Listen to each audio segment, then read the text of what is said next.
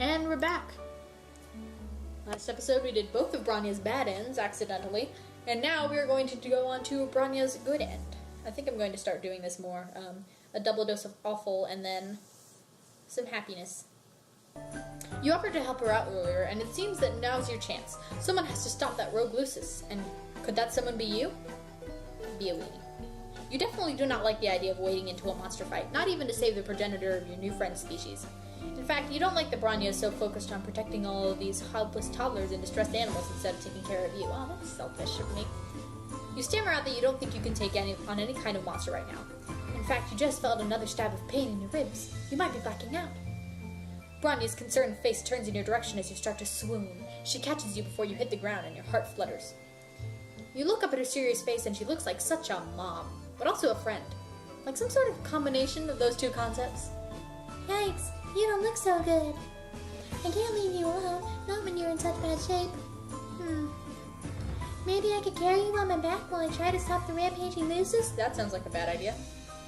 Your heart flutters turn to pinpricks of alarm. That sounds dangerous, mainly for you. You try to think of what you can say to dissuade her. Something other than, I think you should ignore the helpless babies and mother in danger behind you in favor of continuing to hold me in your strong arms. Before you can speak, you hear a commotion behind her. She turns to look over her shoulder and her face sags with relief.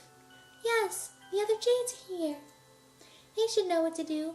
We've taken care of crises like this before. Of course, usually I'm there to help. If you crane your neck, you can just glimpse a crowd of trolls corralling the rogue Lucis away from the mother grub, while other trolls calm the remaining Luci and swoop up any wrigglers in harm's way. Oh. It looks like I need an Aglorid. You're more than capable of stepping in while I'm otherwise occupied. I'm so proud. Aww, mom friend. You take this opportunity to compliment her on what a good leader she must be to have trained the others so well. Super smooth. She beams at you and sets you down carefully on the cavern floor, kneeling at your side. This could have gone quite badly. I'm glad I didn't make the wrong choice when I stayed to help you instead of rushing off. It just goes to show, sometimes the best thing you can do for the group is to take care of the weakest person in it.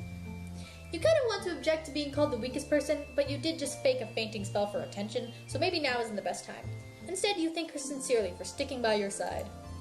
The two of you watch together as order is gradually restored to the chaos below, and even with your injuries, you feel close to content and quite hopeful about how this relationship is progressing.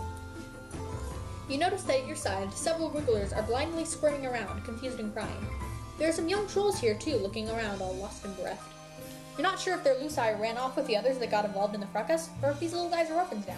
Now that you're seeing them out in the natural cavern light, the wrigglers look less like maggots to you. In fact, they're even kind of cute. You could see why Bronya would want to take care of them. One of the smallest wigglers closest to you has somehow flipped himself over onto his back and seems unable to right himself, his little legs waving in the air while he cries. Trying to be careful with your ribs, you reach out to scoop him up and cradle him to your chest, rocking him back and forth until his cries quiet down. Wow, you have a very strong nurturing instinct. I think he likes you. You almost look like you could be his Lucis. Or a Jade Blood. You are pleased that she approves of your caretaking display. The Wiggler's cough breaks through your haze of smug satisfaction, and when you look down, you realize that he seems to be having some trouble breathing. You point this out to Bronya. Good observation. You really are a natural at taking care of other creatures, aren't you?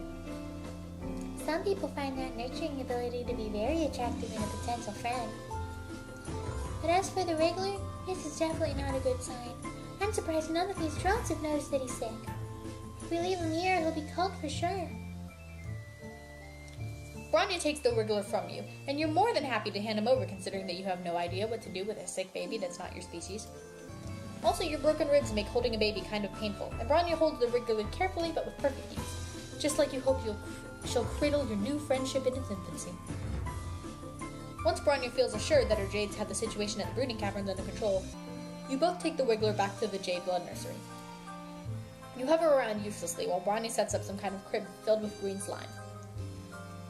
You're a little concerned when she takes the Wriggler and submerges him under the slime because, he was already having trouble breathing. Surely drowning in slime won't help. The sulfur should help strengthen his bellow sacs and soothe his sorrow shoot. His sorrow shoot. What is that? When he gets healthy again, I'll take him back to the cavern and set him free to make his cocoon and pupate. But he's so small. It's unlikely that she'll survive the trials or be selected by a Lucis. You hate to see Bronya looking sad. You try to be sympathetic, mentioning your astute observation that this whole system set up with the Wigglers and the trials and the culling seems pretty brutal. What? Oh no, I would never suggest... This is just the way the world works. And it's fine. The trolls are how young trolls prove that they're strong enough to survive. It's only right for the weak to be called. It's the purpose of J-Bloods to ensure the continuation of our species, and consequently the hemospectrum. 1. We are not revolutionaries. 2. We're meant to do our jobs, and keep our heads down, and keep things running smoothly. 3.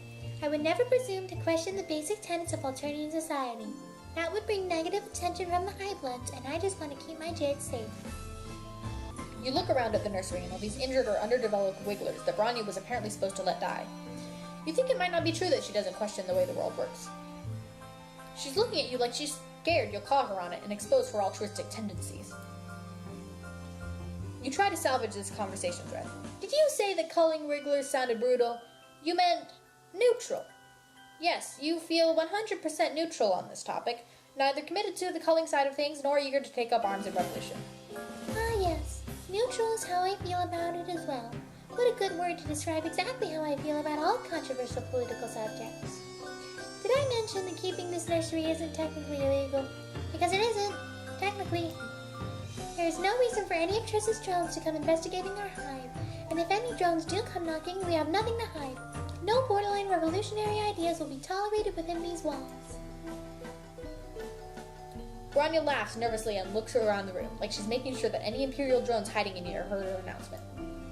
You feel bad for how nervous she is. You didn't mean to freak her out. You tell her that she sounds super convincing, and why shouldn't she? Because she's clearly telling the truth. If you were an Imperial drone, you would be definitely satisfied right now with their clearly law-abiding and neutral ways. Thank you. That means a lot.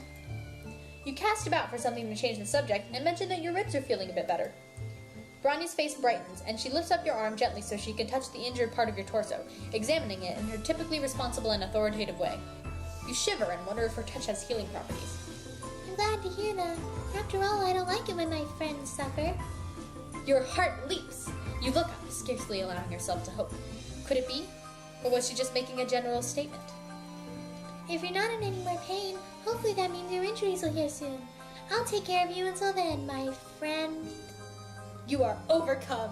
Your eyes fill with tears. Bronya smiles at you, and she squeezes your hand. Victory! Self-care comes first. Aw, that's cute. So that was Bronya's good end. It was heartwarming. I love Bronya a lot now. A lot more than I did. I don't even remember what her Friendsim sprite looked like.